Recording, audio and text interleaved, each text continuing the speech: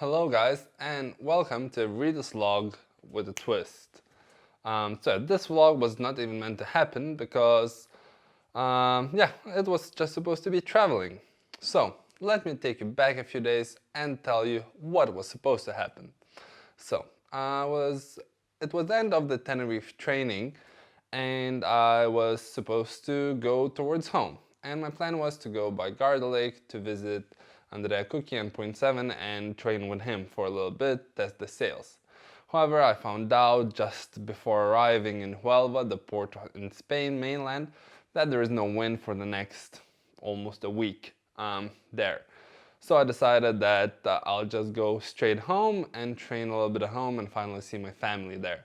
And I was really excited about that. So I was driving through the night, slept a little bit, started driving again, and while driving on the road, my back tire exploded. I was on the highway at that point, doing around 120 kilometers an hour. And yeah, the back left tire just fully exploded, and immediately the back of the car started drifting and going left to the left side and sliding.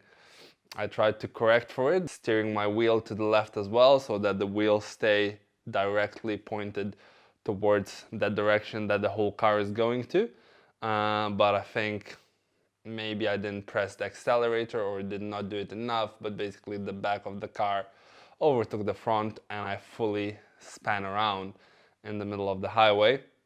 And then I was going backwards, still pretty fast, probably around 100 kilometers an hour, and was trying to have any sort of control over the car. But yeah, it was pretty much impossible to keep it going straight or anything, and this is all happening in a matter of like parts of the second probably. And yeah, soon I hit the side of the road and then I realized I'm just a passenger in this. So yeah, just had to hold on tight and the car pretty much flew off the side of the road into the ditch and onto the kind of like a mountain cliff, kind of like hill of rocks onto the other side of the ditch. By some miracle, it didn't roll, but the crash was pretty hard.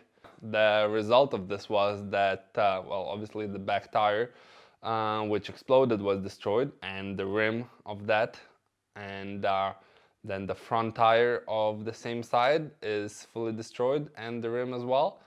And then throughout the hit into the ditch and into the bank on the other side, since I was going still pretty fast when that happened, and it hit with the back of the car into the side of the cliff, into the side of the hill, then the whole mass of the car just came together and basically crushed the car in the middle, and basically the chassis of the car and the whole frame of the car just bent, and instead of like being nice and straight like this, the car bent like that, like this. I'm not really sure, but yeah, basically the geometry is all fucked, and the guys at the service that I got brought to basically told me that it's irreparable. This all happened around 900 kilometers into my trip of 4,000 kilometers. So currently I am in Basque Country, near Bilbao, biggest city, kind of nearby.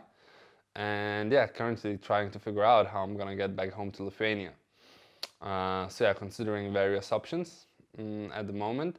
Since the car, it's pretty clear that it's not gonna be usable and it's gonna go just sold for parts basically, even if I take it back home.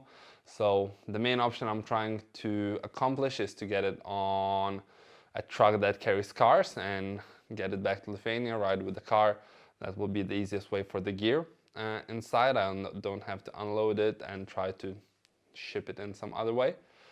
By the way, I still have not checked how the gear is, because there were other priorities, but I hope that the gear did not suffer too much damage inside, but we'll see about that later. Yeah, so now I basically spent, since this happened in early morning, I spent the early morning dealing with police, calling the insurance to get the emergency truck to take the car away from the highway.